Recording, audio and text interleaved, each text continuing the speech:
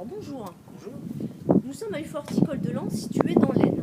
Alors une UFA c'est quoi? Alors concrètement c'est une unité de formation par apprentissage et celle de Lens propose des formations liées au métier du paysage. Je vous propose d'aller à la rencontre d'un formateur technique, monsieur Franck Piana. Alors Franck, à quel métier la formation Bac Pro Aménagement Paysager donne-t-elle accès?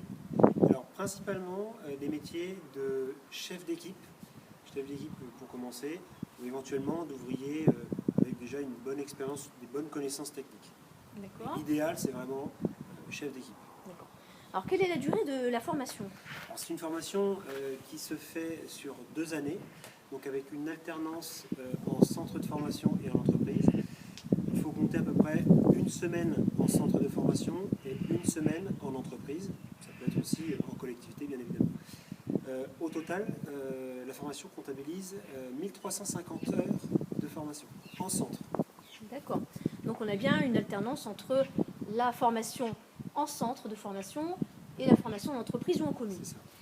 Alors qui peut intégrer cette formation? Alors, principalement des jeunes issus, par exemple, d'un BPA, travaux d'aménagement paysager.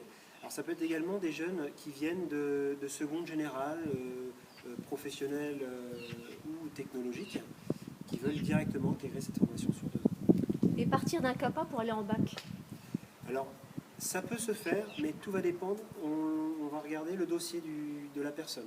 Donc, si la personne a d'excellentes notes en CAP avec certaines facultés, des facilités, on peut éventuellement envisager le passage en bac pro. Mais ça, c'est vraiment au cas par cas. D'accord. Alors peux-tu nous en dire un peu plus sur le contenu de la formation? Alors oui, donc au niveau du contenu, donc je vous ai parlé tout à l'heure des 1350 heures de formation sur les 2 années. Donc on va retrouver des modules généraux, donc des mathématiques, du français, d'histoire-géographie, il y a de l'anglais, de l'informatique, du sport. Et après, on va avoir des modules professionnels, techniques, où on retrouve de la reconnaissance des végétaux, de la connaissance des végétaux, de la biologie végétale. On va trouver aussi de la gestion de chantier. Donc, quand je dis gestion, c'est les bases, vraiment les bases du management, mais également savoir calculer un coût de chantier pour établir un devis pour un client, les techniques d'entretien, les techniques de création. Donc, quand je parle des techniques de création, je parle des techniques de plantation, des techniques de revêtement, réaliser un pavage, réaliser un dallage, faire des terrasses en bois.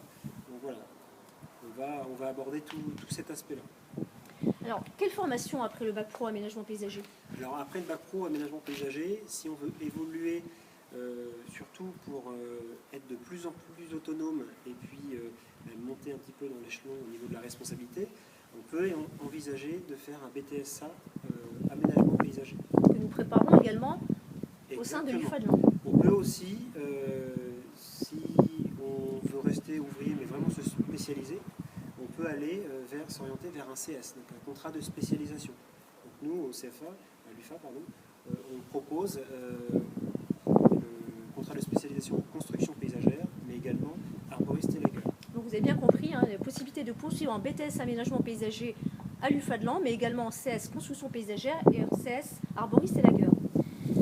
Alors, Franck, quels sont les débouchés professionnels après cette formation? Concrètement, est-ce que ce sont des métiers qui recrutent, les métiers du paysage? Alors oui, on a de plus en plus de demandes de maîtres d'apprentissage, d'entreprises ou de collectivités, de nos partenaires qui nous demandent tous les ans savoir si on a des jeunes à proposer qui ont eu leur diplôme, parce qu'ils le recherchent. D'ailleurs, ils ont du mal à trouver des employés. De plus en plus, c'est compliqué pour eux. Donc il y a une réelle demande de la part du métier. Ça, c'est déjà une bonne chose.